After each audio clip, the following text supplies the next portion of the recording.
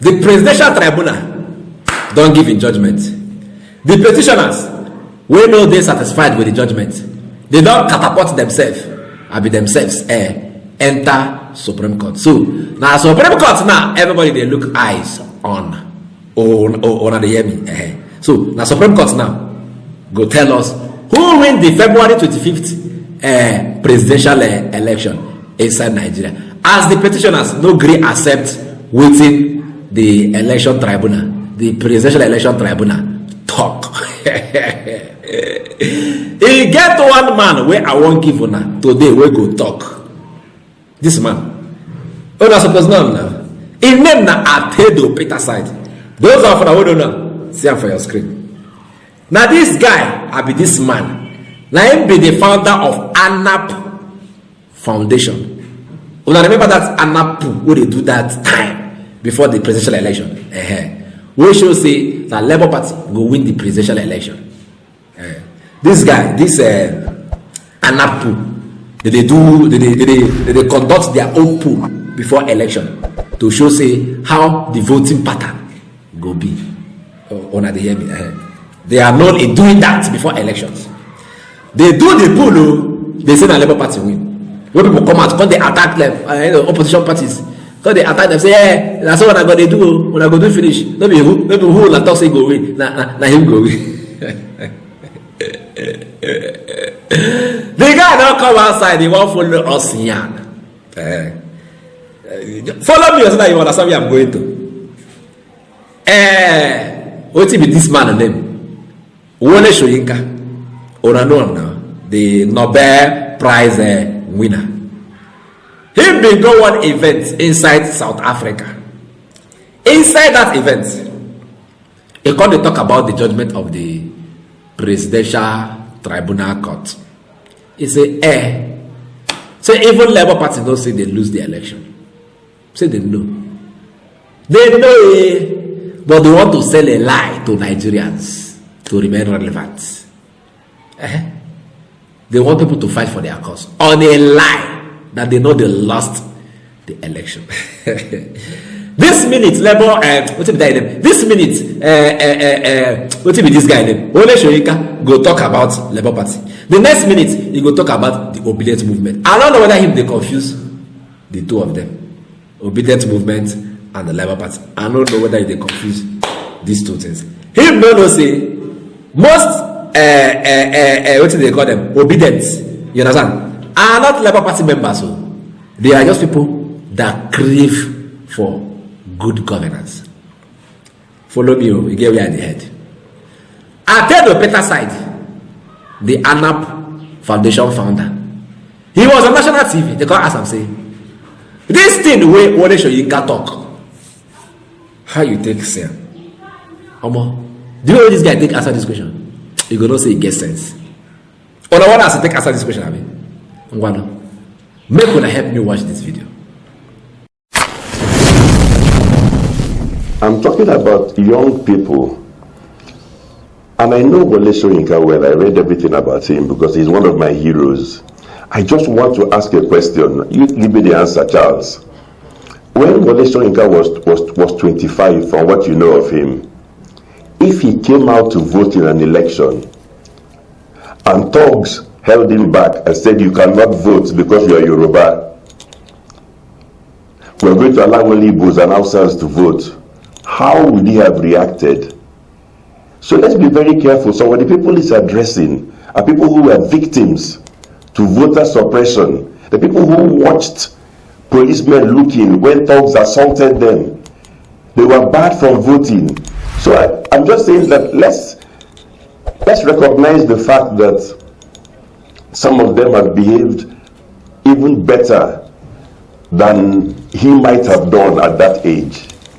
So I don't want to take sides in faulting young people or trying to criticize Wole Soyinka, who is my idol. I'm just saying that, look, sometimes let us understand that when you are addressing a group, you have to be very careful because there are different components of that group, including people who are traumatized, people who were injured, indeed some who were killed.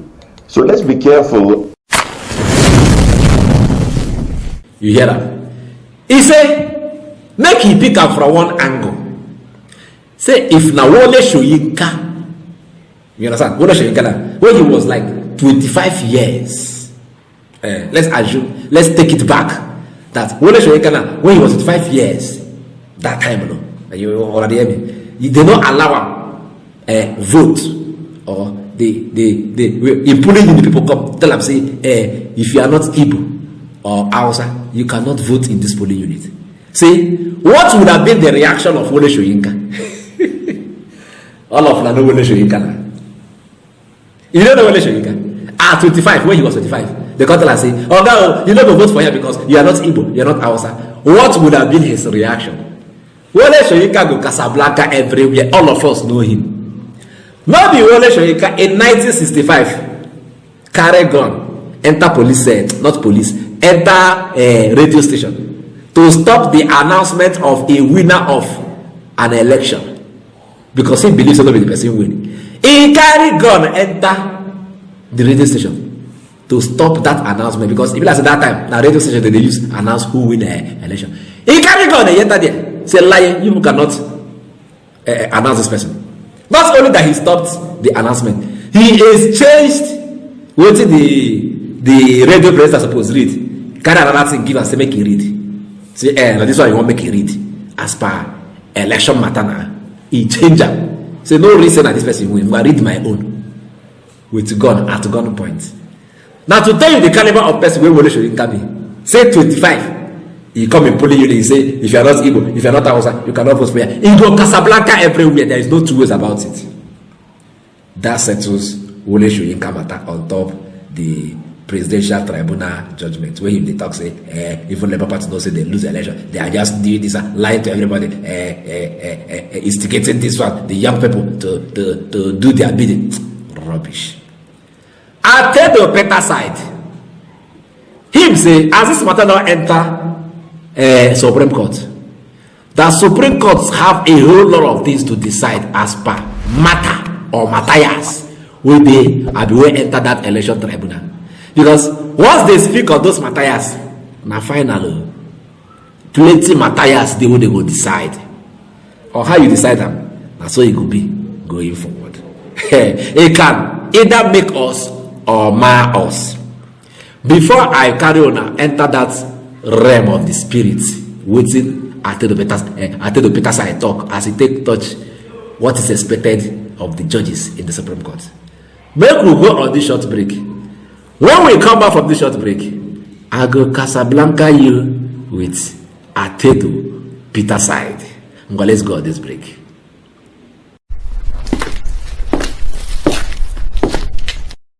For over a decade, this has been the birthplace of innovation. Innocent Vehicles is a testament to resilience, employing international best practices to create more than just a car. Every vehicle here tells a story of durability, fuel economy and safety. Crafted with the African spirit, the Nigerian heart. These vehicles surrounding me embody the unique concept of regionalization, each one designed to cater to the tastes and preferences of our people. From the streets in Nigeria to the terrains of the Sahara, these vehicles are designed for our roads, for our people. This is more than a vehicle. It's a symbol of our progress, our resilience, our collective success story. Your feedback drives us to continuously innovate and improve. Innocent Vehicle, the pride of African roads. Welcome back. Then as Atedo Peterside, as this matter now will enter Supreme, what are we expected to see from the judges inside the Supreme Court? Him talk plenty things. Make I no boy you. Make you go listen to Atedo Peterside. No, I think I'm concerned about, like I said earlier, things that concern our future.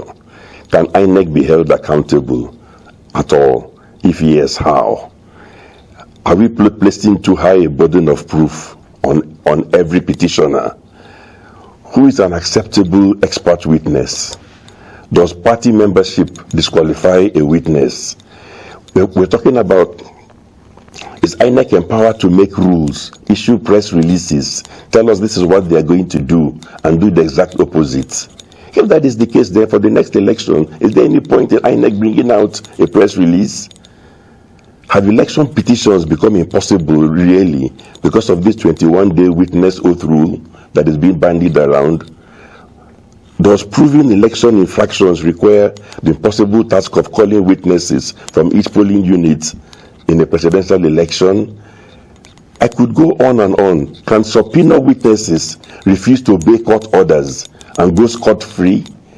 Why would INEC, an umpire, refuse to bring out certified true copies, certified true copies as demanded? What are they hiding exactly? Should they go scot-free? I'm trusting that the Supreme Court understands that they should not force every Nigerian to resort to self-help in future elections. Therefore, they must address some issues. Is there now a permanent ban on use of technology in future Nigerian elections? They should tell us. Is it true that there are no more candidate qualification issues post-nomination by a political party? Do we not require complete clarity on what is a pre-election matter versus a post-election matter? Do we have that clarity now? Will Supreme Court help us out there? Is the 2022 Electoral Act now effectively repealed? Should we disregard all future INEC press statements if their press statements have no meaning? What does that do to INEC? Then, I mentioned earlier certified true copies. If an umpire cannot bring out a certified true copy of his own work, what is he there for? Where it is proven that INEC staff falsified a polling unit results before uploading same on IREV, should there be any consequence for this criminal action? Above all, have we truly set the stage for free and fair elections in the forthcoming governorship elections? Or is everybody going to go and look for thugs to suppress voters? And then will INEC in Bayelsa, Imo, and Edo hold back the results? They won't upload them, and they spend the whole night changing them. If that is the case, they can as well just tell us who is the winner now. You don't hear him, you don't hear him. Him say, plenty things there to decide. Say, court go tell us whether INEC have the right to come and bamboozle everybody, bring out a guideline, and then at the end of the day, in the middle of the game, they will change it. They go define to us who is a star witness, whether a member of a party cannot be a witness in a case. They go tell us which other matter him talk. They go tell us whether INEC this their INEC who they spend so much money design, whether Nigerians no get the right to view their results on top of this IRF. When we say they carry pictures of human beings, blood results, upload inside the IRF, say make with the watch. Say the Supreme Court, they go decide on that one. Supreme Court go also decide on this 25%. They go tell us now whether Abuja na state or you know be state. And anything where they talk, now so it go be going forward. Supreme Court, they go tell us, say, these subpoena witnesses, are they binded by law to obey court orders or not? Because if not, that's not why they go tell INEC provide election material. Court go order them to provide election materials, certified true copies. They don't go provide them. They go they play hide and seek, knowing fully well that the petitioners have limited time to work on their case. These are the things where he bring out. He said, Supreme Court will tell us whether the technicality now may be the substance of every matter we enter their hand. They go leave substance, face technicality. They go define them. All these things. Now, when the Supreme Court go define inside that place, and all eyes will they look them, no says they won't take define them. Once they define it, it is final because people now will be making reference to the Supreme Court case of now in the future.